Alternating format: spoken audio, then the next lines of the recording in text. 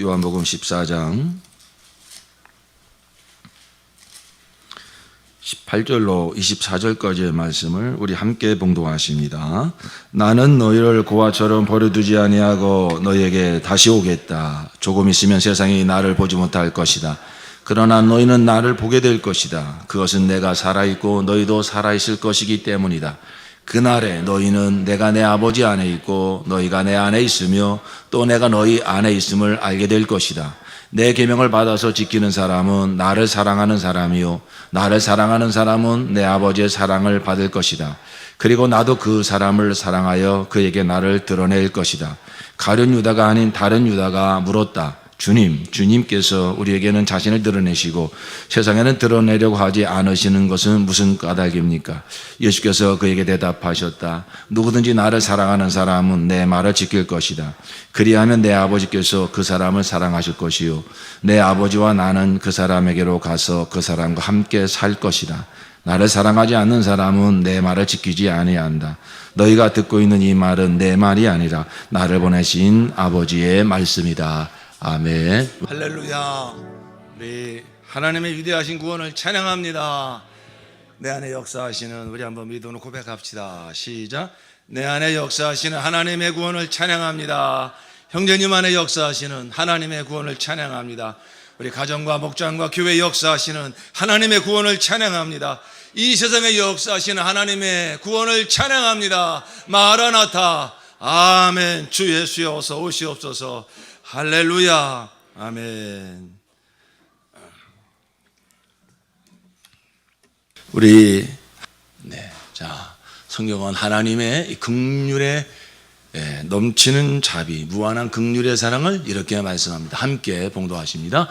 내가 넘치는 진노로 내 얼굴을 내게서 잠시 가리웠으나 영원한 자비로 너를 긍휼히 여기리라. 내 구속자 여호와의 말이니라. 아멘. 그래서 하나님은 우리를 사랑하실 때 그 긍휼의 사랑, 긍휼의 사랑이라는 것은 쉽게 말하면 불쌍히 여긴다 하는 것입니다. 부모가 돼 보면 그 마음 긍휼이 뭔지를 알아요. 자식이 아무리 장성하고 나이가 먹어도 아이고 차 조심해라, 밥 잘 먹고 다녀라, 이런 마음이 늘 흐릅니다. 하나님께서 당신의 형상을 따라 사람을 만드셨습니다. 그런데 그만 이 사람이 마귀에 속아서 범죄하여 하나님을 떠나고 말았어요. 하나님 없이는 살 수 없는 존재인데 사람을 그렇게 만들어 놨는데 그만 마귀에 속아서 하나님 없이도 살 수 있다고. 좀 올라가서 얘기 좀 조용히 시키세요. 그때로부터 유리하며 방황하며 그 두려움에 떨며 사는 이 세상을 바라보실 때, 이 사람들을 바라보실 때 하나님의 마음에는 정말 무한한 그 긍휼의 사랑이 흐르는 것이죠. 하나님께서 저와 여러분에게 원하시는 것은 다른 게 아닙니다. 내가 너희를 창조했다. 근데 나를 떠나서도 살 수 있다고 마귀의 속아 사는 너희의 인생이 얼마나 힘들고 어렵니? 또 구원받았다 하면서도 우리는 이 사실을 자꾸만 잊어먹고 이제는 구원받았으면 예수님이 나의 모든 것이 대신자인데 그게 그리스도인인데 그러면 정말로 예수님만 바라보고 살아야 되는데 우리는 또 금세 마음이 높아져서 내가 무엇을 할 수 있을 것처럼 또 주님을 떠나서 이렇게 살다가 낭패를 보고 쓰러지는 인생들. 그 하나님이 그런 우리가 이 연약한 존재라는 걸 너무나 잘 아세요. 우리가 또 간사하여 금세 주님 없이는 살 수 없을 것처럼 하다가도 금세 형편이 나아지면 또 주님을 떠나서 그렇게 살다가 낭패를 보는 인생임을 너무나 잘 아세요. 그래, 그러한 저와 여러분을 하나님께서 바라보시면서 그러니까 너는 나 없이는 살 수 없는 존재야. 그러한 끊임없이 긍휼의 사랑으로 우리를 바라보신 하나님, 그 하나님께서 우리에게 원하신 것은 바로 그거예요. 뭐 이렇게 잘 보이고 뭐 이렇게 나에게 잘했다고 그런 것을 하나님께 가지고 나오기 전에, 하나님, 저는 정말로 하나님 없이는 살 수 없는 자입니다. 있는 모습 그대로 이렇게 가지고 나아갈 때, 죄와 허물, 내 연약함과 부족한 모습 그대로 가지고 나올 때, 하나님은 긍휼의 하나님이시라. 그런 모습 그대로 받아주시는 하나님인 것을 믿습니다. 하나님이 우리에게 바라시는 것은 바로 그거예요. 내가 너를 얼마나 불쌍히 여기는지 아냐. 내가 너를 얼마나 긍휼히 여기는지 아냐. 감추지 말고, 부끄러워하지 말고, 변명하지 말고, 그 모습 그대로 가지고 나와라. 나는 너를 끊임없이 긍휼의 사랑으로 받아준단다. 그래서 우리 하나님의 사람들은 그 하나님의 긍휼의 사랑을 끊임없이 반복해서 경험을 해요. 쓰러지고 넘어지면 또 찾을 것이 주님밖에 없잖아요. 주님 하고 찾으면 주님은 한 번도 어김없이 그대로 찾아오셔서 우리를 또 품어주시고 쓰다듬어 주시고 위로해 주시고, 그러다 우리는 또 살만하면 또 그냥 주님 잊어버리고 또 내 마음대로 살다가 또 꼬꾸라져서 주님 앞에 코가 쭉 빠져가지고 주님 하고 주님 앞에 나오면 주님은 또 변함없이 그래, 내가 너의 위로자다, 내가 너의 힘이다, 이제 나를 떠나지 말아라. 그러면서 주님은 다시 또 우리를 품어주세요. 이걸 수없이 우리는 반복하죠. 그러면서 우리는 그 하나님 아버지의 마음, 우리 주님의 마음을 깊이 알아가는 것입니다. 정말 이것이 나를 향한 하나님 아버지의 마음이구나. 그래서 세상 말로 좀 철이 드는 거죠. 수없이 쓰러지고 넘어지면서 사람도 나를 떠나가고 나도 나 자신에게 실망스러운 일들을 많이 겪지만, 그러나 나의 하나님, 내 구주 예수님은 한 번도 나를 포기하시질 않습니다. 끊임없이 품어주십니다. 끊임없이 용서해 주십니다. 그러면서 우리가 이제 하나님의 마음을 아는 거예요. 하나님의 그 사랑을 아는 거예요. 그러다 보니까 이제 우리도 이제 이웃을 그런 마음으로 바라보게 되고 사랑하게 되는 거예요. 그런 사랑을 내가 이제 받았으니까. 전에는 그저 내 마음에 안 들고 나랑 코드가 안 맞고 그럼 나 몰라라 하고 그저 이렇게 떨고 버리고 그랬을 이웃을 이제는 하나님의 긍휼의 사랑을 많이 겪다 보니까 이제는 이렇게 못마땅하게만 보이는 게 아니라 불쌍히 보아지고 긍휼히 여겨지고, 그래서 그 사랑으로 이웃을 또한 사랑하게 되는 것이죠. 속 썩인 자식이 나중에 효도한다는 말이 있어요. 왜 그럴까요? 부모님의 속을 많이 썩이는데 부모님은 끊임없이 받아주거든요. 부모님은 끊임없이 기다려주거든요. 그러니까 부모님의 마음을 아는 거예요. 그래서 나중에 효도를 하게 된다, 이런 말이 있습니다. 여러분, 우리가 얼마나 하나님을 속을 썩이며 살까요?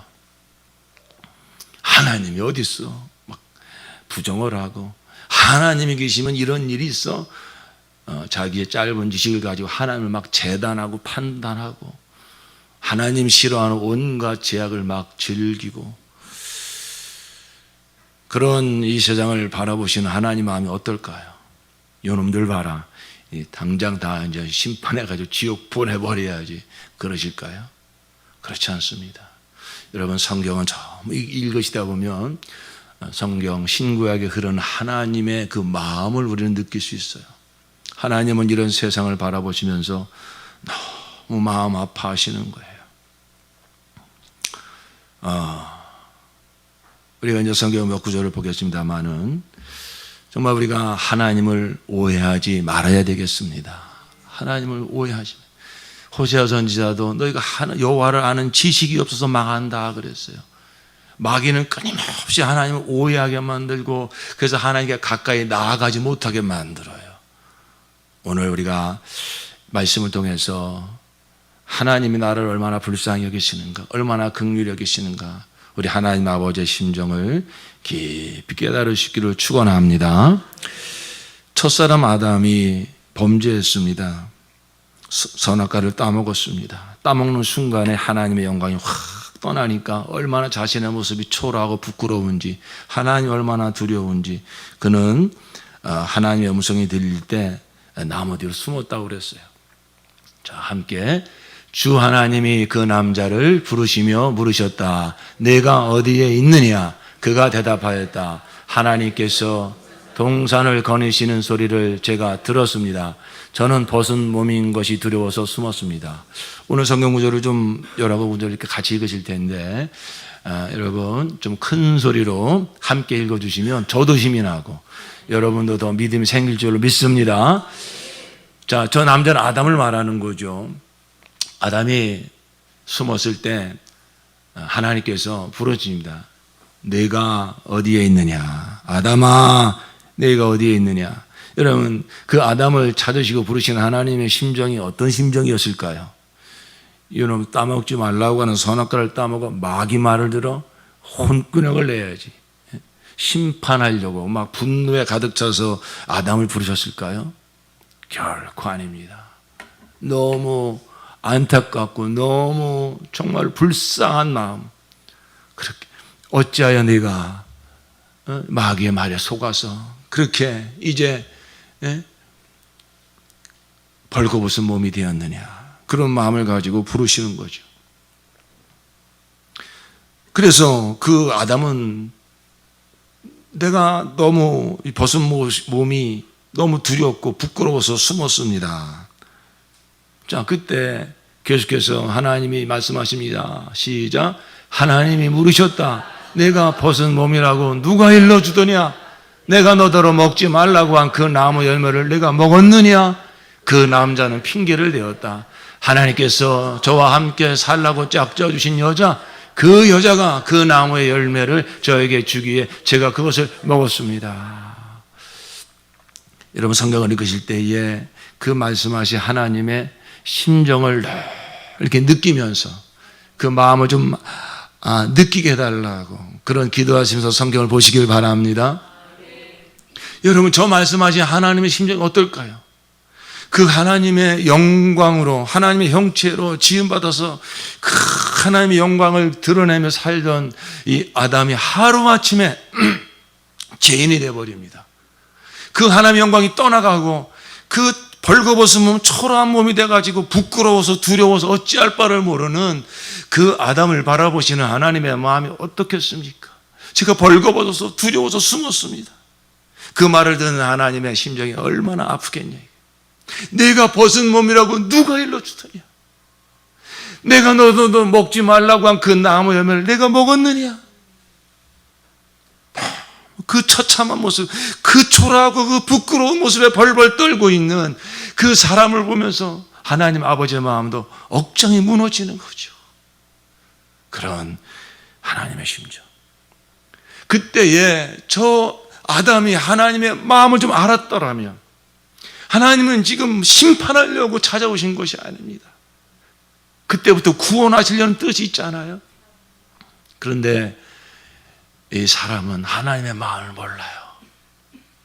두려운 거예요. 벌 받을까 봐 두려운 거예요. 그래서 가지고 핑계하고 책임 전가하고 남 탓합니다. 함께 살라고 만들어준 저 여자가 따먹으러서 따먹었어요. 변명하는 거예요. 하나님의 마음을 오해하지 맙시다. 우리가 여러분, 이거 뭐 잘못했을 때, 쓰러지고 넘어졌을 때, 하나님 이거 아시면은 실망하실 거야. 나 버리실 거야. 아니에요. 하나님이 우리가 쓰러질 수밖에 없고 넘어질 수밖에 없는 인생의 거 너무나 잘 아세요. 그래서 왜 우리의 그 잘못을 하나님이 왜 회개하라고 그러실까요? 꼼짝없이 이제 포승줄로 묶어가지고 감옥 보내려고요? 내가 잘못한 걸 알아야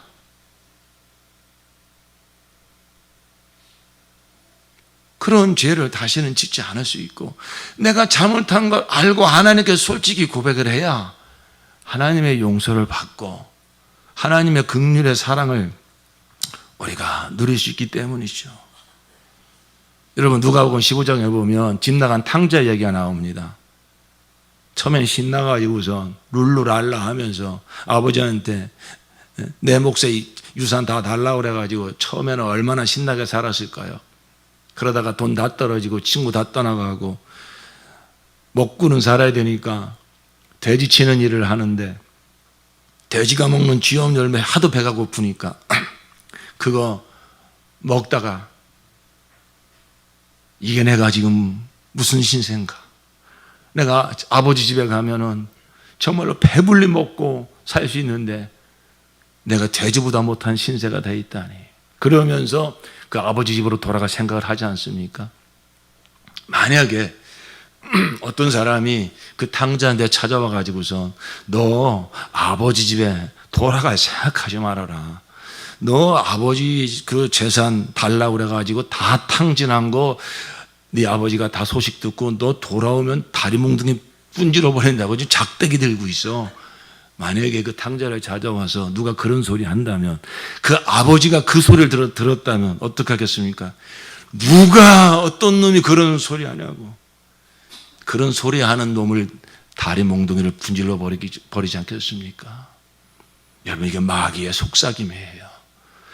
하나님이 우리를 너무나 불쌍히 여기십니다. 하나님 없이는 살 수 없는 존재라는 걸 너무나 잘 아세요. 그래서 독생자까지 아끼지 않고 내어 주셔서 우리의 모든 죄와 허물을 다 담당하게 하시고 정말로 하나님께로 돌아오기만 하면 살 수 있는 길을 열어놓으셨습니다. 그런데 마귀는 끊임없이 자아를 부추기면서 하나님 없이도 살 수 있다고 막 부추기더니 이제 정말로 내 힘으로 살 수 없는 그 공경을 당하고 쓰러지고 넘어졌을 때는 그거 봐라, 하나님 없이도 살고 살 수 있다고 그러더니 네 꼬라지를 봐라, 너는 이제 하나님 버리셨다, 포기하셨다, 하나님께 돌아갈 생각도 하지 말아라. 그러면서 또 얼마나 자책하게 만들고 얼마나 정죄감에 빠지게 만듭니까? 여러분, 정말 그런 마귀의 소리, 그런 세상 소리에 속지 말고 정말로 하나님 아버지의 긍휼의 그 사랑의 음성을 들으시기를 축원합니다. 그리고 하나님께 돌아오기만 하면 하나님께서는 끊임없이 우리를 품어주시고 살려주시는 긍휼이 풍성하신 아버지이십니다. 다윗이 왜 하나님께 사랑을 받았을까요? 하나님의 마음을 아는 사람이었어요. 다윗도, 그 훌륭한 다윗도 생각할 수 없는 큰 죄를 저지릅니다. 신하의 아내를 취해가지고 동침을 하고 그걸 숨기려고 그 남편 된 우리야 장군을 간접 살인을 하죠. 죽게 만들죠. 나단 선지자가 와서 그 다윗의 죄를 지적할 때 다윗은 이렇게 침상을 적시면서 회개합니다. 시편 51편 1절입니다. 시작. 하나님이여 주의 인자를 쫓아 나를 긍휼히 여기시며 주의 많은 자비를 쫓아 내 죄과를 도말하소서. 정말 다윗은 입이 100개가 있어도 할 말이 없어요. 어떻게 내가 왕이 됐는데, 어떻게 내가 어릴 적부터 하나님의 사랑을 받으면서 컸는데 내가 어쩌다 이런 죄를 지었는가. 정말로 양심적으로 생각하면 용서해달라는 말도 할 수 없습니다. 그런데 다윗은 정말 할 말이 없지만 하나님께 이렇게 회개합니다. 내가 지은 죄가 너무나 크지만 그러나 다윗은 하나님을 아는 사람이었어요. 하나님은 긍휼이 풍성하신 분, 자비가 무한하신 분. 그렇기 때문에 무엇에 기대어 회개하느냐 하면은 주의 긍휼을 쫓아, 주의 많은 자비를 쫓아 하나님 아버지의 마음을 아는 자였어요. 51편에 계속 그러한 회개가 나오는데 또 9절로 11절 시작. 주의 얼굴을 내 죄에서 돌이키시고 내 모든 죄를 지워주소서. 하나님이여 내 속에 정한 마음을 창조하시고 내 안에 정직한 영을 새롭게 하소서. 나를 주 앞에서 쫓아내지 마시며 주의 성령을 내게서 거두지 마소서. 주의 얼굴을 내 죄에서 돌이키시고 나를 주 앞에서 쫓아내지 마시며. 여러분께 자식이 어릴 적에 말이죠, 뭘 큰 잘못을 했어요. 그래가지고 너무 화가 나가지고서 이놈의 자식, 너 이런 짓 했어 안 했어? 하고 이제 엄마 아빠가 얼굴이 굳어져 가지고서 이렇게 막 째려보죠. 그러면 그 어린 아이가 이렇게 울상이면서 아빠를 보니까 아빠의 그 늘 사랑스럽게 바라보는 얼굴이 아니란 말이에요. 막 진짜 화가 나 있어요. 그러나 그 아빠의 사랑을 늘 받은 자식은, 아빠의 마음을 아는 자식은 어떡합니까? 아빠 그러면서 그냥 이렇게 눈물을 흘려요. 아빠의 마음을 아는 거예요. 늘 사랑스럽게 나를 바라다 보시던 아빠가 지금 저렇게 얼굴이 좀 굳어져 있지만, 화가 나 있지만, 그러나 아빠의 마음을 알기 때문에 그 아빠라는 그 한마디 말 속에 그 아빠의 긍휼을, 아빠의 그 불쌍히 여기는 마음을 바라는 그 마음이 보이죠. 그때 엄마 아빠는 그냥 품어주죠. 하나님, 주의 얼굴을 내 죄에서 돌이키시고 나를 주 앞에서 쫓아내지 마세요.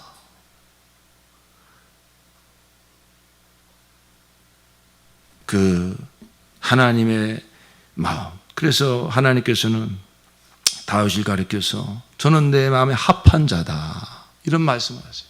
내 마음을 아는 사람이라는 거예요. 내 마음을 아는 사람.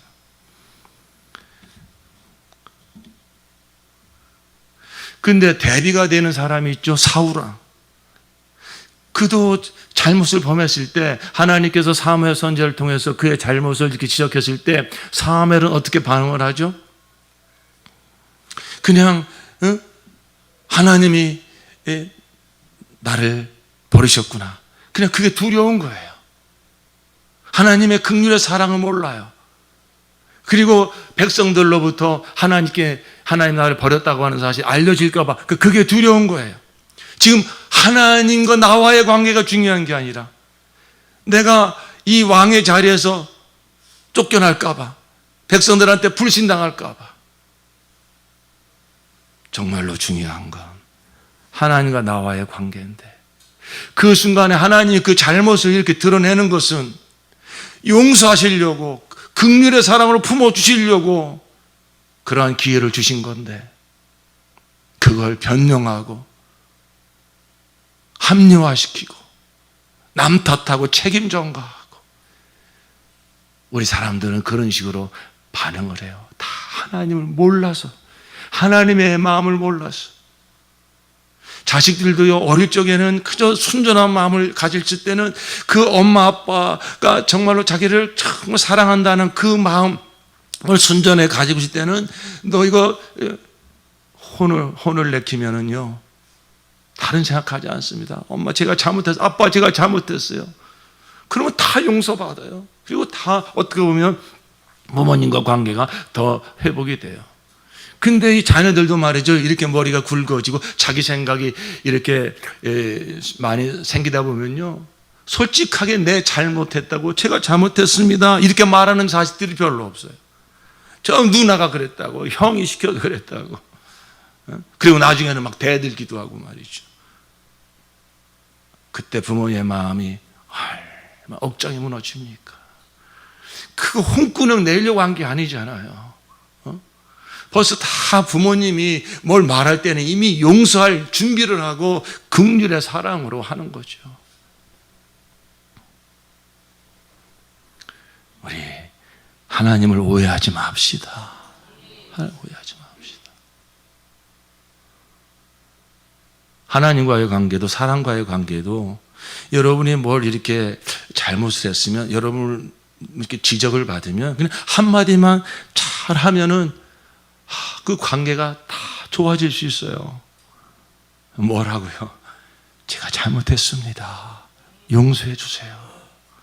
이 한마디만 하면요. 하나님과의 관계도 부부 관계도 부모 자녀 관계도요. 다 좋아질 수 있어요. 연습 좀 해봅시다. 제가 잘못했습니다. 용서해 주세요. 시작. 제가 잘못했습니다. 용서해 주세요. 예. 옆에 계신 분이 남편이라고 생각하고 아내라고 생각하고 부모라고 생각하고 한번 해보세요. 옆에 계신 서로 두 분끼리 한번 해보세요. 제가 잘못했습니다. 용서해 주세요. 근데 그 말을 그렇게 못해요. 그죠? 그 말을 그렇게 못해. 내 속에서 뭐 나만 잘못했냐? 당신이 원인 제공했지. 나도 할 말 있어. 내가 그렇게 할 수밖에 없는 데는 이런 이유가 있어. 얼마나 자기 변명, 자기 옹호, 남 탓, 책임 전가. 여러분 이게 마귀한테 속는 거예요. 하나님께서는 거룩하신 분이라 죄를 미워하시죠. 그러나 우리 이 죄인들을 하나님은 사랑하세요. 그래서 그 죄를 깨닫고 돌이켜서 살기를 원하시는 우리 참 좋으신 하나님이십니다. 호세아야 선지자가 그래서 이렇게 말하는 것입니다. 6장 1절 시작. 오라 우리가 여호와께로 돌아가자. 여호와께서 우리를 찢으셨으나 도로 낫게 하실 것이요 우리를 치셨으나 싸매어 주실 것임이라. 잘못을 모르니까 하나님은 때로는 징계하십니다. 치십니다. 찢으십니다. 그러나 그게 목적이 아니라 거기서 돌이키기를 원하는 거예요.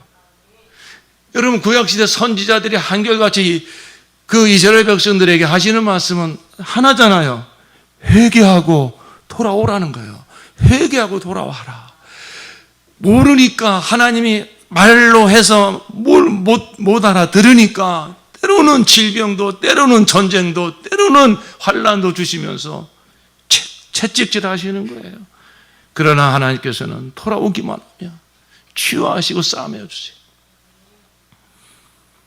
제가 3남매인데 크면서 제가 제일 많이 맞으며 컸어요.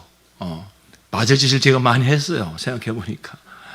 그래 아버님이 이러면 안 되겠다. 그러면 이제 종아리 걷어 해가지고 그냥 회초리로 종아리를 막 때리시죠. 그러면 뭐 종아리에 그냥 금이 쫙쫙 갑니다. 그리고 나서 이리 와. 그래서 무슨 뭘 발라주세요. 뭔지는 모르겠지만 예. 바로 그거예요. 우리를 치셨으나 싸매어 주실 것입니다. 우리를 찢으셨으나 도로 낫게 하실 것이다. 그게 하나님 아버지의 마음입니다. 이스라엘 백성들이 하도 말을 안 되니까 하나님께서 그냥 또 재앙을 내리시죠. 그러나 그게 하나님의 본심이 아니라는 거예요. 하나님의 본심이 뭡니까? 호세아 11장 8절 시작. 에브라임이여 내가 어찌 너를 놓겠느냐. 이스라엘이여 내가 어찌 너를 버리겠느냐. 내가 어찌 너를 아담아같이 놓겠느냐. 어찌 너를 스보임같이 두겠느냐. 내 마음이 내 속에서 돌이켜 나의 긍휼이 온전히 불붙듯 하도다. 거룩하신 하나님께서 책망하시고 재앙을 내리시지만 그러나 그 백성들을 하나님이 생각하시면은 내가 너를 어떻게 버릴 수 있냐. 너희를 생각하면 내 긍휼이 불쌍히 여기는 마음이 불붙듯 일어난다는 거예요.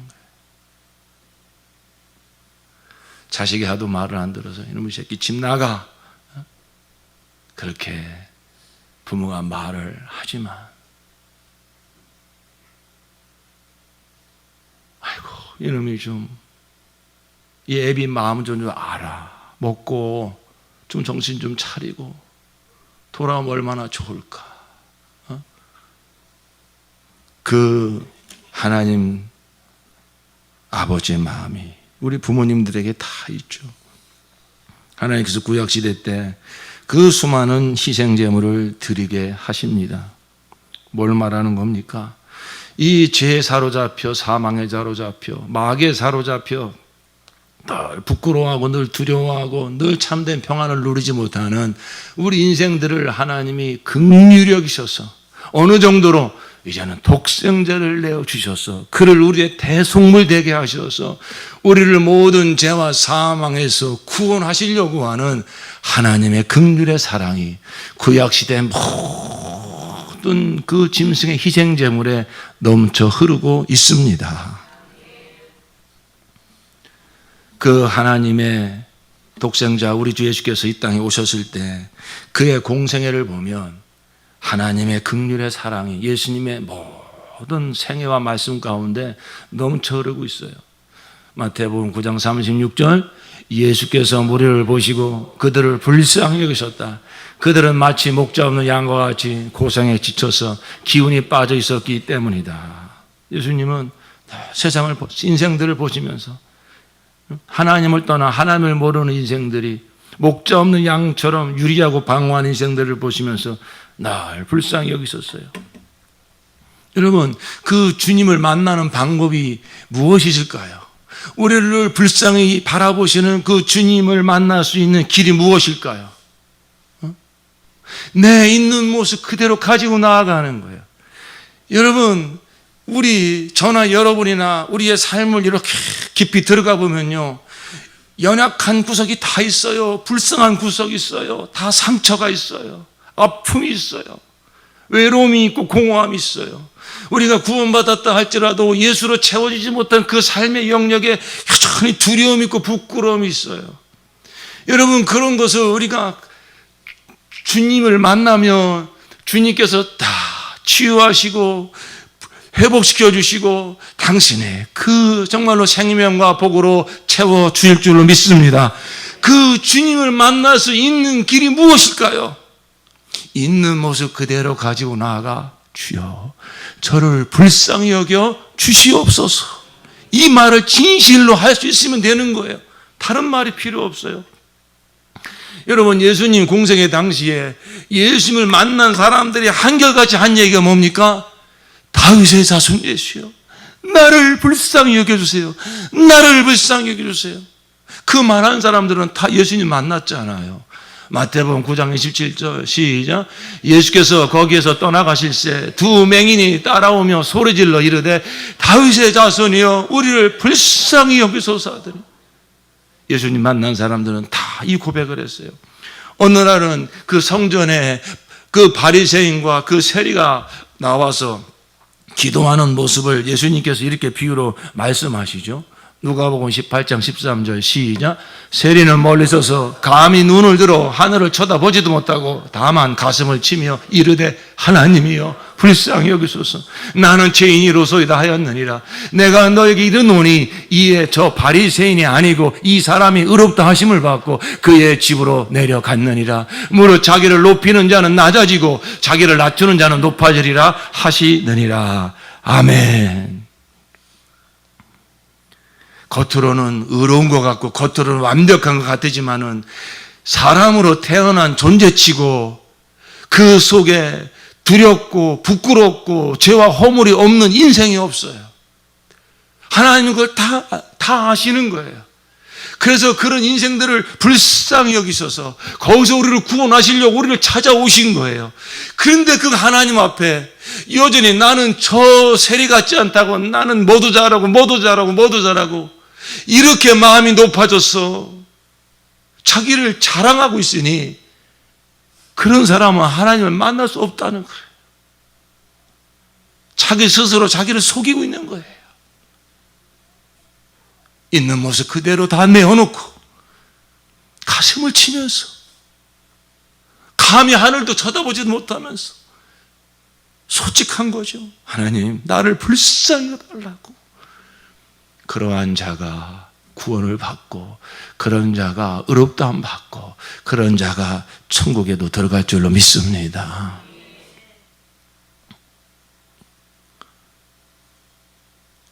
예수님이 제자들을 12제자들을 택하여 데리고 다니시면서 정말 하늘 말씀을 가르치고 천국 복음을 전하시고 그때 대한 십자가를 이제 지지게 될 때가 됐습니다.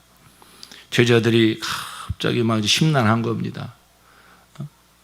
예수님이 이제 떠난다 그러니까 이게 뭐 어떻게 되는 일인가 막 우왕좌왕하고 어찌할 바를 몰라요. 그때 예수님께서 오늘 주신 본문의 말씀에 이렇게 말씀하십니다. 시작. 나는 너희를 고아처럼 버려두지 아니하고 너희에게 다시 오겠다. 조금 있으면 세상엔 나를 보지 못할 것이다. 그러나 너희는 나를 보게 될 것이다. 그것은 내가 살아있고 너희도 살아있을 것이기 때문이다. 그날에 너희는 내가 내 아버지 안에 있고 너희가 내 안에 있으며 또 내가 너희 안에 있음을 알게 될 것이다. 그런 제자들을 예수님이 보시면서 하나님 아버지의 긍휼의 사랑이 우리 예수님의 마음에도 가득하죠. 그래 그 제자들을 보면서 걱정하지 말아라. 나는 너희를 고아처럼 버려두지 않을 것이다.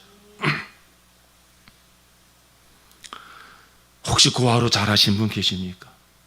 아니면 주위에서 고아를 보신 적 있습니까? 얼마나 불쌍합니까? 정말 그 부모 없이 자라는 그 고아의 삶이란 아주 불쌍함의 대명사죠.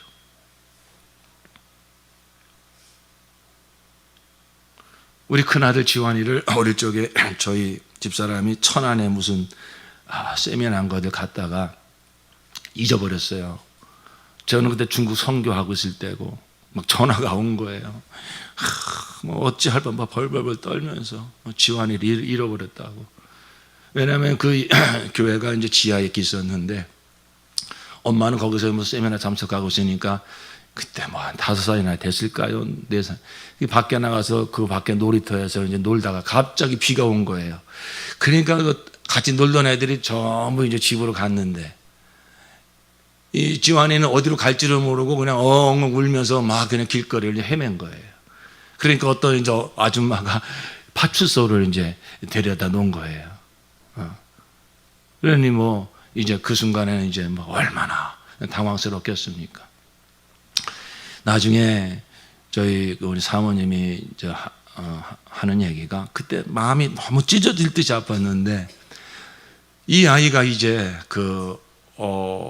엄마 없이 그 두려워서 벌벌 떨고 있는 그 마음이 느껴지니까 엄마 없이 그냥 그 무서워서 어찌할 바를 모르는 그 아이의 마음이 느껴지니까 그렇게 마음이 고통스럽더래요. 예. 다행히 이제 몇 시간 만에 어떻게 그 파출소에서 수송을 해가지고 이제 엄마를 만났어요. 그때 지 엄마를 만나면서 그 지환이가 그러더래요. 엄마 나 보고 싶었지 그러더래요. 어쨌든 여러분 예수님이 그 제자들을 볼 때 갑자기 당신이 떠나시고 나서 이 제자들이 막 어찌할 바를 모를 그 마음을 불쌍히 여기시는 거예요. 걱정하지 말아라. 난 너희를 고아처럼 버려두지 않을 거야. 그날에는 내가 너한테 오는데 지금보다 더 가까운 관계로 이제는 영으로 성령으로 오셔서 내가 너희 안에 너희가 내 안에 있는 것을 너희가 알게 될 것이다. 그랬습니다. 그 하나님의 사랑이 이 긍휼의 사랑이 저와 여러분에게 임한 줄로 믿습니다.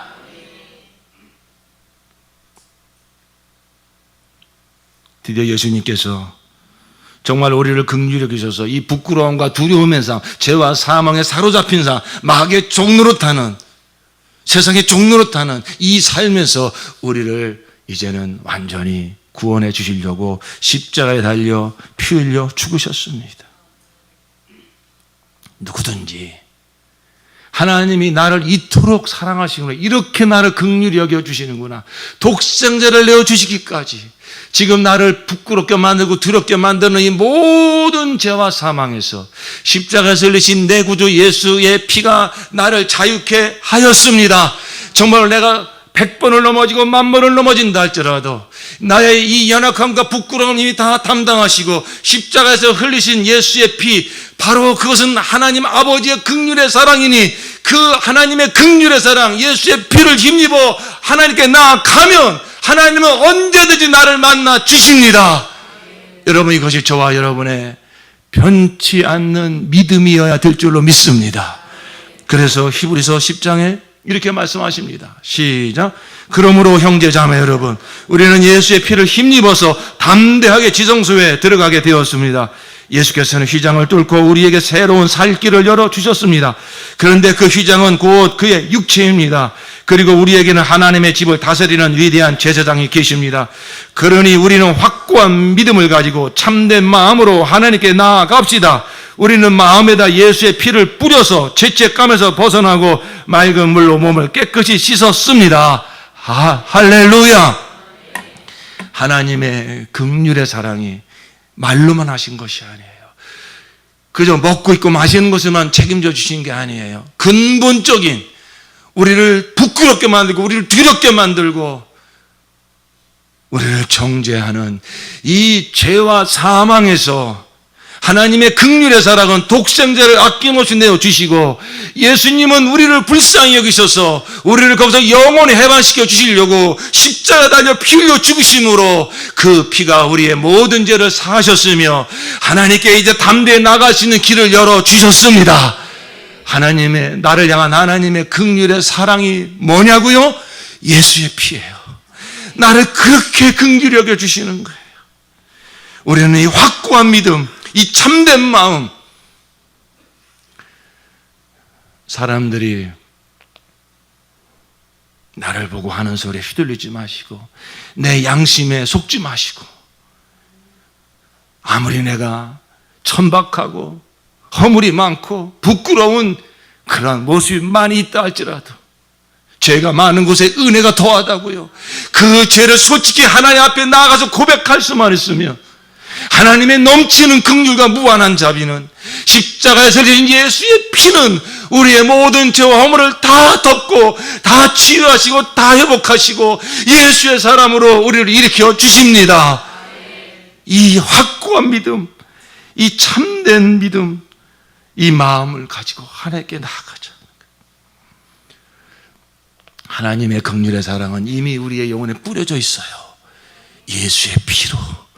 그 예수의 피는 끊임없이 말합니다. 하나님이 내 아버지시다. 하나님이 너의 모든 죄와 허물을 다 사하셨다. 하나님이 너를 긍휼히 여기신다. 바로 이 피를 가지고 나아가면 하나님이 너를 만나 주신다. 예수님은 하늘 보좌에 우리의 대제사장으로 앉아 계시며 영으로는 성령으로 우리 가운데 와 계십니다. 예수님은 우리의 참 대제사장이 되십니다. 대제사장이라는 얘기는 뭐냐면 우리를 대신해서 하나님께 나아가시는 분이란 얘기예요. 그는 우리를 위해서 하늘 보좌에서 간구하고 계시는데 우리의 그 연약함을 너무나 잘 아시는 분이에요. 우리의 진정한 대제사장이 되시려고 예수님은 인생을 사신 거예요. 인생을 사시면서 배고픔도 경험하시고 굶주림, 피곤도 경험하시고 외로움도 경험하시고 버림받음도 경험하시고, 우리가 인생을 살면서 겪는 모든 고통을 예수님께서 친히 다 경험하셨어요. 그래서 우리가 주 앞에 나가서 나를 불쌍히 여겨주세요 그러면은, 그래 내가 불쌍히 여겨줄게, 이게 말로만 하신 게 아니라 그 아픔을 친히 경험하셨기 때문에 그 아픔을 친히 느껴가시면서, 그래 얼마나 내가 외롭니, 얼마나 내가 정말로 고통스럽니, 내가 얼마나 마음이 아프니, 내가 너를 잘 안다. 예수님은 우리의 마음까지 다 아시는 참 좋은 대제사장이 되십니다. 그래서 히브리서 4장 15절에 이렇게 말씀하는 겁니다. 시작. 우리의 대제사장은 우리의 연약함을 동정하지 못하시는 분이 아닙니다. 그는 모든 점에서 우리와 마찬가지로 시험을 받으셨지만 죄는 없으십니다. 그러므로 우리는 담대하게 은혜의 보좌로 나아갑시다. 그리하여 우리가 자비를 받고 은혜를 입어서 제때에 주시는 도움을 받도록 합시다. 아멘. 우리 연약함을 다 경험하신 분이기 때문에 진정한 우리의 대제사장이 되시는 분, 그가 앉아 계신 보좌는 그래서 은혜의 보좌라 하는 것입니다. 우리 한번 따라합시다. 은혜의 보좌. 이미 우리를 불쌍히 여기시려는 마음을 가지시고 나오는 자마다 어떤 부끄럽고 어떤 연약한 모습이든지 상관없이 나오는 자마다 은혜를 부어서 치유하시고 회복시키시려고 준비하고 계시면서 우리를 부르시는 분, 은혜의 보좌라는, 은혜의 보좌. 저와 여러분은 오늘날 이 시간까지 정말로 수없는 하나님의 긍휼의 사랑을 경험하며 이 자리까지 온 줄로 믿습니다. 앞으로도 우리가 이 믿음의 길을 끝까지 갈 수 있는 것은요, 우리가 잘나서가 아니라 하나님의 이 긍휼의 사랑이 있기 때문에, 불쌍히 여겨주는 사랑이 있기 때문에 우리는 이 믿음의 길을 끝까지 갈 줄로 믿습니다. 그렇다면 이제 우리는 이 받은 긍휼의 사랑을 가지고 이제는 내 옆에 있는 형제 자매를 그 긍휼의 사랑으로 바라봐주고 그 긍휼의 사랑으로 품어줘야 될 줄로 믿습니다. 그래서 예수님께서 이렇게 그 오늘 주신 본문 후반절에 이렇게 말씀하시는 겁니다. 시작. 내 계명을 받아서 지키는 사람은 나를 사랑하는 사람이요, 나를 사랑하는 사람은 내 아버지의 사랑을 받을 것이다. 그리고 나도 그 사람을 사랑하여 그에게 나를 드러낼 것이다. 가룟 유다가 아닌 다른 유다가 물었다. 주님께서 우리에게는 자신을 드러내시고 세상에는 드러내려고 하지 않으시는 것은 무슨 까닭입니까? 예수께서 그에게 대답하셨다. 누구든지 나를 사랑하는 사람은 내 말을 지킬 것이다. 그리하면 내 아버지께서 그 사람을 사랑하실 것이요, 내 아버지와 나는 그 사람에게로 가서 그 사람과 함께 살 것이다. 나를 사랑하지 않는 사람은 내 말을 지키지 아니한다. 너희가 듣고 있는 이 말은 내 말이 아니라 나를 보내신 아버지의 말씀이다. 이게 무슨 말씀이냐면요, 내 계명을 받아서 지키는 사람은 나를 사랑하는 사람이요. 이 얘기는 뭐냐면은 이 주님의 긍휼의 사랑을 이렇게 경험한 사람은요, 그걸 자꾸 반복하면서 하나님 아버지의 마음을 알고 예수님의 사랑을 알아가요. 그러면 누가 뭐라고 하지 않아도 그 사람은 예수님을 사랑하게 되어 있습니다. 하나님 아버지 사랑하게 되어 있습니다. 누가 나를 이렇게 오래 참아줍니까? 누가 나를 이렇게 포기하지 않고 기다려줍니까? 여러분 경험하셨잖아요. 지금까지 살아오시면서 정말로 나의 부끄러운 모습이 고스란히 드러날 때 그걸 안 사람들이 다 실망하고 떠나잖아요. 근데 그 순간에 여러분 경험하셨잖아요. 나는 너와 함께한다. 나는 너의 참 친구야. 나는 한 번도 너를 떠난 적이 없어. 그 주님의 사랑 경험하셨잖아요. 그러니까 우리는 주님을 사랑하지 않을 수 없는 거예요. 바로 그 말씀이에요. 그러면 그래서 그 사랑 가지고 이제 어떻게 하라는 겁니까? 내가 너를 사랑한 것처럼 너희도 서로 사랑하라는 것입니다. 그 긍휼의 사랑으로. 그럴 때 이렇게 그 긍휼의 사랑으로 못난 모습, 어린애 같은 모습, 이기적인 모습, 전 같았으면은 막 판단하고 분노를 내고 나 몰라라 하겠지만은 내가 주님의 긍휼의 사랑을 점점 경험하다 보니까 그 이웃을 바라보는 마음도 점점 바뀌어지고 이제는 불쌍히 여겨지게 되고 긍휼히 여겨지게 되고 참아주고 기다려 줄 수 있게 되는 거죠. 그런 긍휼의 사랑으로 서로 사랑하는 곳에 하나님 어떻게 하신다고요? 거기 임재하신다는 거예요. 그리고 나도 그 사람을 사랑해 그에게 나를 드러낼 것이다. 내 아버지와 나는 그 사람에게로 가서 그 사람과 함께 살 것이다. 여러분 정말로 우리 목장이 이런 긍휼의 사랑으로 충만해져서 뭐 화려하게 뭘 하지 못해도 정말로 중요한 것은 주님의 긍휼의 사랑을 가지고 서로 바라봐주고 서로 불쌍히 여겨주고 서로 품어주는 것입니다. 바로 주님 하나님이 분명히 약속하셨어요. 그런 긍휼의 사랑으로 서로 사랑하는 곳에 어떻게 하신다고요? 내가 나타날 것이다. 내가 임재할 것이다. 우리가 이렇게 긍휼의 사랑을 많이 받았는데도 여전히 우리가 형제 자매의 그 허물을 판단하고 못마땅하게 여기면 하나님이 얼마나 슬퍼하신지 몰라요. 에베소서 4장 30절 시작. 하나님의 성령을 슬프게 하지 마십시오. 여러분은 성령 안에서 구속의 날을 위하여 인치심을 받았습니다. 모든 악독과 격정과 분노와 소란과 욕설은 모든 악의와 함께 내버리십시오. 서로 친절히 대하며 불쌍히 여기며 하나님께서 그리스도 안에서 여러분을 용서하신 것과 같이 서로 용서하십시오. 아멘. 여러분, 우리가 이렇게 긍휼의 사랑을 많이 받았는데 서로 불쌍히 여기지 못하고 악독, 격정, 분노, 소란, 욕설 이런 눈으로 형제자매를 막 흘기고 그런 말로 막 상처를 주고 그럴 때 하나님께서 눈물을 흘리신다는 걸 아셔야 됩니다. 하나님의 성령께서 너무 슬퍼하신다는 걸 아셔야 돼요. 그래서 우리가 이제 내가 받은 이 놀라운 긍휼의 사랑을 늘 잊지 마시고 이런 여러분의 가정에 가서 그 자식을 대할 때 또는 부모님을 대할 때 남편과 아내를 대할 때 여전히 변하지 않는 모습이 있어요. 여전히 어린애 같은 모습이 있어요. 여전히 자기밖에 모르는 모습이 있어요. 이제는 주님께서 그 모습이 내 모습이었어요. 주님은 나를 불쌍히 긍휼히 여겨 주셨어요.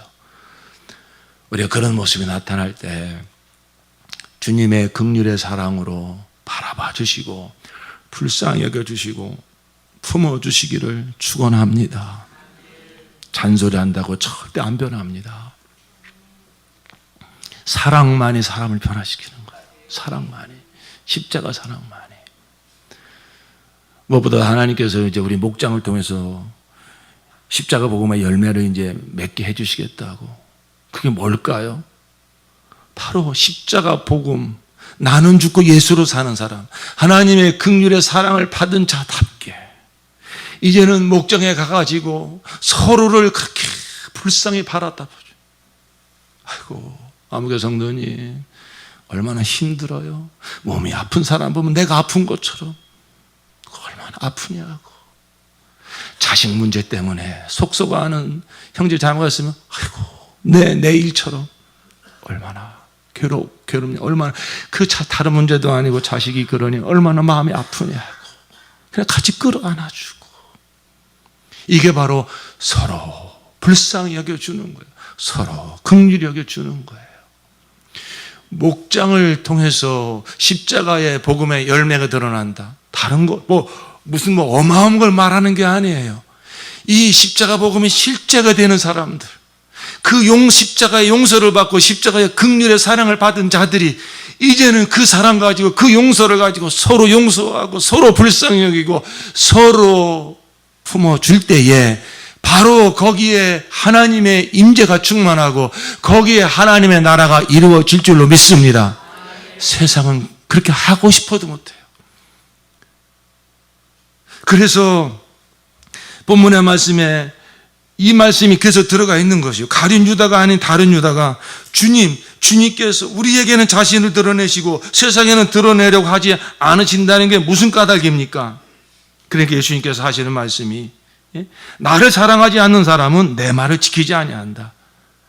그 십자가의 사랑을 경험하지 못한 사람은 그 정말로 지옥 갈 수밖에 없는 이 죄인을 구원하신 하나님의 긍휼의 사랑을 경험하지 못한 사람은 그 십자가에 예수의 피가 있지 않는 사람은 하고 싶어도 못한다는 거예요. 세상은 다 그렇습니다. 그런데 정말 세상에 살고 있지만 어떻게 저런 사람을 품을 수 있지? 어떻게 저런 사람을 기다릴 수 있지? 바로 그 유일한 공동체가 있으니 그것이 바로 하나님의 긍휼의 사랑을 받은 예수의 핏부림 받은 바로 그 공동체, 우리 목장, 우리 교회가 그러한 곳이 될 줄로 믿습니다. 이게 바로 주님의 약속이에요.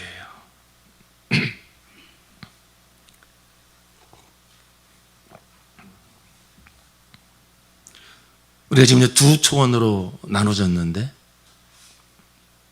오랫동안 우리가 이제 초원이 하나로 있었어요. 4년 전에 하나님의 감동이 있었어요.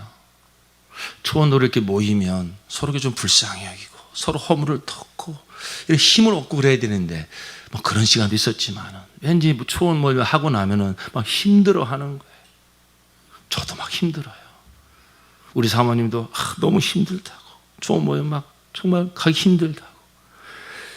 그런 모습을 볼 때 제가 얼마나 마음이 아프던지. 그때 성령께서 주시는 감동이 매주 모여라. 그때는 한 달인가 한 번씩 모였던 것 같아요. 매주 모여서 서로 나누고 서로 기도하라. 그런 감동을 주셨어요. 그래서 우리 목사님들한테 우리 매주 모입니다. 이제 월요일 날 밤에 매주 모여서 하나님이 감동 주셨어요. 서로 나누고 서로 기도하라고. 근데 감사하게 우리 목사님들이 또 다 순종들을 잘 하세요. 그게 벌써 한 4년이 된 것 같습니다. 4년 동안. 여러분, 초원 모임이 뭐 이렇게 순탄하게 잘 이루어졌겠습니까? 아니죠.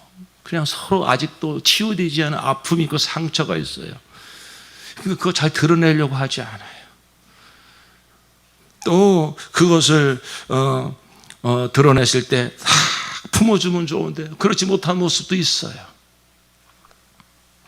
또 목원들을 섬기다 보니까 목원들로부터 받은 막 스트레스, 그 아픔 그거 가지고 와서 또 이제 그 어두운 모습 가지고 온 적도 있어요. 막 힘들고 어려우니까 이제 막 잠수를 타는 분도 있어요. 이 핑계 저 핑계 대면서 저는 오늘 못 나갑니다 이러신 분도 있어요. 여러분, 부족하지만 제가 그런 모습들을 보면서, 물론 뭐 그런 모습만 있는 게 아니지만 뭐 나우리 목자님들이 다들 성숙함이 있기 때문에 서로 은혜를 나누고 기쁜 모습도 있었지만 그렇지 못한 모습도 많이 있었어요. 근데 결과적으로 우리가 아직도 물론 연약한 모습이 많이 있지만 그 처음 4년 전에 처음 모이 시작할 때 비하면 정말 놀랍게 저나 우리 목자님들이 많이 치유가 되고 회복이 되고 성숙해지셨어요. 그 비결은 다른 거 없더라고요. 제가 오늘 말씀을 주면서 가만히 생각을 해봤을 때 하나님의 긍휼의 사랑이 우리 초원 모임 가운데 이렇게 흘렀던 거예요. 부족하지만 저를 통해서 하나님이 그런 긍휼의 사랑을 주신 것 같아요. 그런 모습 다 보면서 제가 우리 목사님들이 얘기를 다 안 해도 알죠. 그 속에서 일어나는 그 마음을 제가 알아요. 전 같았으면 막 그냥 한마디 그냥 하나님 말씀으로 막 확 좀 깨닫게 해주고 싶고 막 지적해 해주고 싶고 막 그런 마음이 전에는 참 많이 있었는데 지금은 그런 마음이 많이 제 안에 사라졌더라고요. 아이고, 저렇게 얘기하는 저분은 얼마나 힘들까. 오죽하면 저런 말을 할까. 오죽하면 또 저렇게 행동을 할까. 그런 마음을 하나님이 주시니까 그냥 불쌍히 여겨지게 되고, 그럼에도 불구하고 저렇게 힘들고 어려우면 안 나와도 되는데 또 그래도 순종하려고 나와서 저런 얘기하는 그 모습이 고맙고 귀하고, 저는 그래서 초원 모임 하면서 수도 없이 이게 돌아가면서 감사 나눌 때 제 차례가 오면 수도 없이 제가 한 말이 이거예요. 그냥 하는 말이 아니라 진짜 제 마음에 그런 마음이 들었어요. 저는요, 감사할 거 여러분이 감사해요. 여러분 감사해요. 여러분 그렇게 목자로 섬기면서 힘들고 어려운 일이 많았을 텐데 또 이렇게 초원 모임으로 나와서 말하기 힘들 텐데 또 다 이렇게 이야기들 하고, 여러분들이 있어서 제가 목회를 합니다. 목원들이 삽니다. 정말로 제 마음에 하나님 그런 마음을 많이 주셨어요. 그래서 어떤 때는 이름 하나하나 불러가면서 아무개 때문에 나 감사합니다. 저에게 그런 마음이 언제 이렇게 부어졌을까 생각해 보니까 저뿐만 아니라 여러분도 마찬가지일 거예요. 제 지나온 이렇게 인생 가운데 하나님 저를 깊이 만나 주셨던 지점들이 있어요. 그때가 언젠가 보니까 다 제 부끄러운, 제 감추고 싶은 내 연약한 모습이 고스란히 드러났을 때, 그래서 사람들이 다 나를 떠났을 때, 나도 나 자신이 정말 한심스러울 때, 그때 하나님은 저를 깊이 만나 주셨습니다. 다른 말씀 안 하시고 그냥 품어주셨어요. 저를 위로해 주셨어요. 그런 하나님의 긍휼의 사랑을 제가 경험하다 보니까 저도 부족하지만 그런 사랑으로 영혼들을 품을 수 있는 힘을 주시는 거예요. 1996년도에 지금 우리가 이 동산에 참 이게 아름다운 예배당을 짓고 얼마나 하나님께 감사한지 몰라요. 근데 전에는 저 평여동 사거리 그 구세야구 4층에 저 예배당이 있었다고요. 아버님이 갑자기 이전에 목회하시던 교회 재부임에 가셨어요. 무슨 막 이렇게 보찜 싸듯이 그냥 아버님을 그냥 갑자기 모셔가셨어요. 또 아버님도 하나님의 뜻이다 싶으셔가지고 1996년도에 갑자기 가셨어요. 9월 셋째 주에. 그때 그 예배당 여기 짓는다고 다 설계까지 해놓으시고 또 건축비 저기가 줄인다고 청주에 있는 저희 매형 아는 사람한테서 청주에 넣어도 건축업자를 다 선정해 놓고 그러시고 갑자기 떠나신 거예요.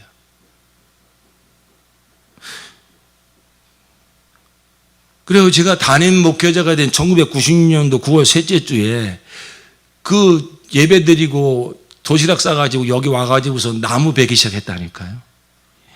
여러분 여기 오동나무 밤나무 잣나무 무슨 짐승 나올 것처럼 여기 수북했었어요. 근데 제가 이제 담임 목회자가 된 그 전주에 막 경황이 없다 보니까 아버님이 어떻게 했는지 저를 이제 담임 목회자로 이렇게 세운다고 교회 앞에서 이렇게 이제 막 발표하시고, 저는 어떻게 됐는지 그러고서 그냥 떠나신 거예요. 제가 한 주일 동안 갑자기 가만히 생각해 보니까, 이게 뭐가 좀 이건 아닌 것 같고, 그래가지고 제가 이제 그 다음 주일날 임시 사무 처리를 하고 성도님들에게 다시 제 신임을 물었어요. 정말로 저를 담임 목회자라고 인정하시느냐. 자, 그럼 다시 한번 투표하자고. 지난주에 다 그렇게 얘기했지만 다시 하자고. 그래가지고서 다시 투표를 해가지고선 감사하게 대부분의 모든 성도님들이 다 공표를 쳐가지고 제가 이제 이렇게 정식으로 담임 목회자가 됐는데, 그러고 나서 도시락 싸가지고 와서 여기서 나무 베기 시작했거든요. 근데 분위기가 이상한 거예요. 제가 그 분위기라는 게 있잖아요. 이상하게 특히 남자 집사님들이 뭔가 분위기가 이상해요. 그냥 그런가 보다 하고서 이제 저희 저녁에 돌아갔는데, 그 저녁에 한 남자 집사님이 전화가 왔어요. 그분은 지금 벌써 소천 하신 분인데, 목사님 큰일 났습니다. 무슨 얘기냐 하니까 쭉 얘기를 하시는데 그거예요. 그러니까 그 토요일 날 저녁에 남자 집사님들이 모이셨다는 거예요. 그래가지고 거기서 이제 아주 신앙생활 오래 하시고 이런 교회 행정도 잘 하시는 분이 그렇게 주도하셔가지고 박상우 전도사를 지금 이렇게 담임 목회자로 이렇게 하는 건 이건 불법이다. 청빙위원회를 정식으로 만들고 해가지고서 이렇게 해야 된다. 이제 그 이사님이 틀린 얘기는 아니죠. 그 토요일 밤에 모여가지고 남자 사람들이 이제 그런 얘기를 하셨다는 거예요. 근데 저는 그건 알지도 못했어요. 근데 저는 그래서 그 다음날 주일날 제가 이제 재신임 투표를 한 거예요. 그러니까 이제 남자 사람들 어떤 오해를 하신 거냐면 누가 한 사람이 목사님한테 얘기했다는 거예요. 그 토요일 밤에 모임을 그래가지고 박상우 전도사가 선수 쳤다는 거예요. 이렇게 이제 될까봐 선수 쳐가지고선 이렇게 담임 목회자로 자기가 이제 앉았다는 거예요. 그렇게 지금 남자 사람들 오해를 하고 있다는 거예요. 그렇게도 생각한다는 거예요. 제가 그 얘기를 듣는데요, 진짜 가슴이 무너지더라고요. 그리고 그렇게 주도하 집사님은요, 제가 담임 목회자 되기 전까지만 해도 저랑 같이 낚시 다니고요, 얼마나 친하신 분인지 몰라요. 근데 이게 영적 전쟁이 일어나려니까 이렇게 하더라고요. 가서 막 따지고 싶었어요. 아니, 나를 모르냐고. 내가 그런 꼼수를 쓸 사람이냐고. 저는 솔직히 그때 개척하고 싶은 마음이 컸지, 이렇게 우리 교회를 이렇게 이어서 목회하고 싶은 마음 별로 없었어요. 그거 다 아시면서 어떻게 그런 오해를 하냐고 막 따지고 싶은데, 이게 하나님이 좀 막으시더라고요. 그리고 나서 건축은 해야죠. 건축의 건자도 모르는데, 그러다가 갑자기 97년도에 IMF가 터져가지고요, 이 업자가 그냥 사라져버렸어요. 그래가지고 제가 1대1로 미장하는 사람, 뭐 하는 사람, 이래가지고 어거지로 이 예배당 진 겁니다. 그러니까 매년 보수공사했어요. 매년. 우리 성도님들이 진짜 고생 많이 했어요. 다 보수공사했어요.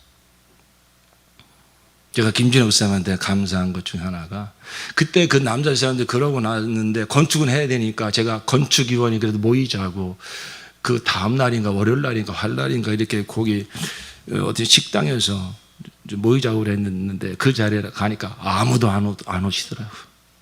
딱 한 사람 나왔어요. 김진욱 집사님. 제가 참 늘 고마워하고, 우리 사람이 다시 오셔서 제가 얼마나 감사한지 몰라요. 또 권사님들이 또 막 그러십니다. 아니, 젊은 전도사가 어떻게 이 교회를 운영하려고 그 아버님 떠나시는데 붙잡아야지 왜 가시게 뒀냐고. 아니, 당신들이 그 붙잡으셔야지. 다 결정돼놓고 그러니까 모든 책임이 저한테 돌아오는 겁니다.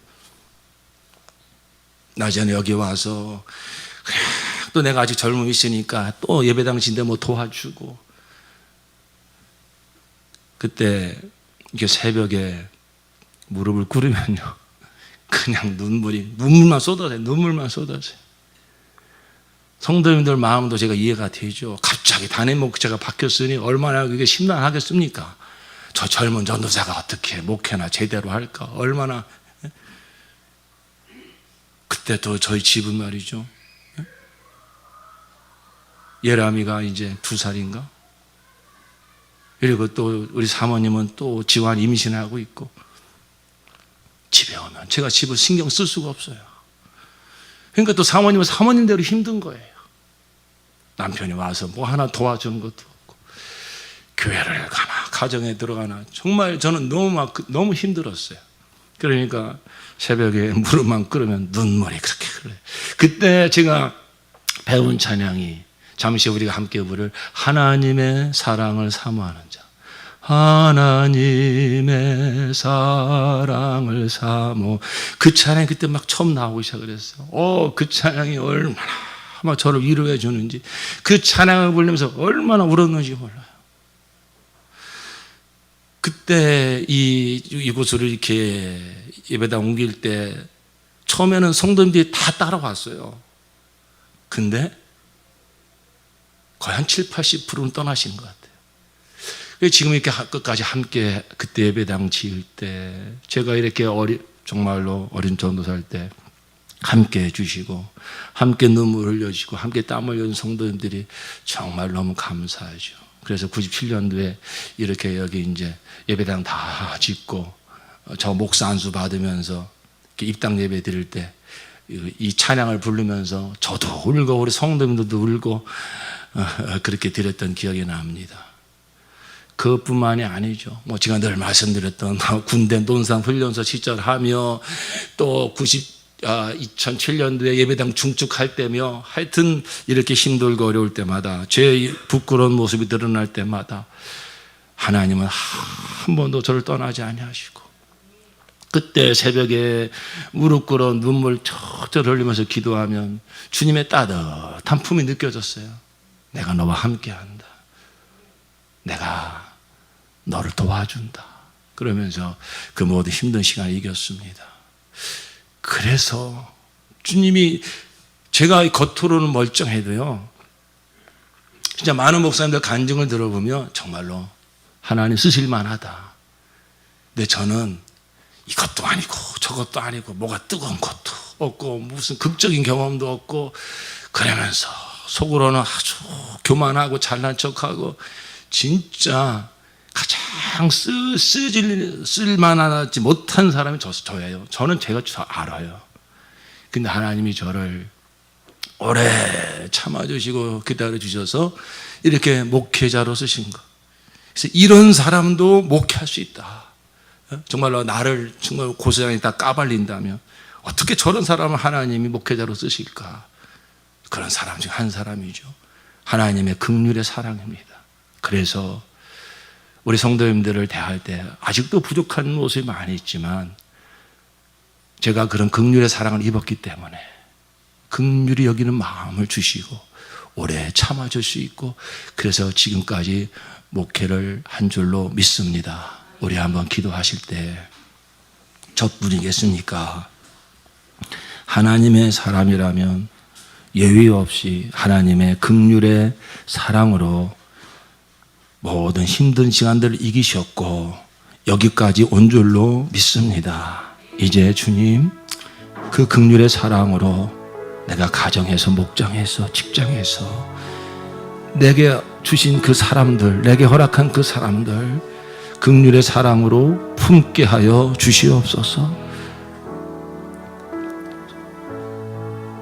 사도 바울께서 바울서신서에 복음을 이야기한 다음에 공동체를 향하여 끊임없이 주시는 권면의 말씀이 서로 불쌍히 여겨라, 서로 긍휼히 여겨라, 서로 용서해라, 서로 존귀 여겨라, 서로 짐을 져줘라. 너희는 그렇게 살아야 되는 자들이다. 왜? 긍휼의 사랑 입은 자니까, 예수의 핏부림 받은 자들이니까, 그 사랑이 너희 안에 있으니까 그런 사랑의 공동체 세워야 된다고 끊임없이 권면하십니다. 주님, 이제는 하나님의 긍휼의 사랑 받은 자답게 이제 가정에 돌아가서 목장에 가서 모든 내게 허락한 사람들을 긍휼히 바라보겠습니다. 긍휼의 사랑으로 품겠습니다. 성령이시여 이 사랑 잊지 않도록 계속 이 사랑으로 나를 인도하여 주시옵소서. 우리 주님 앞에 다 같이 결단하며 기도하시겠습니다. 주여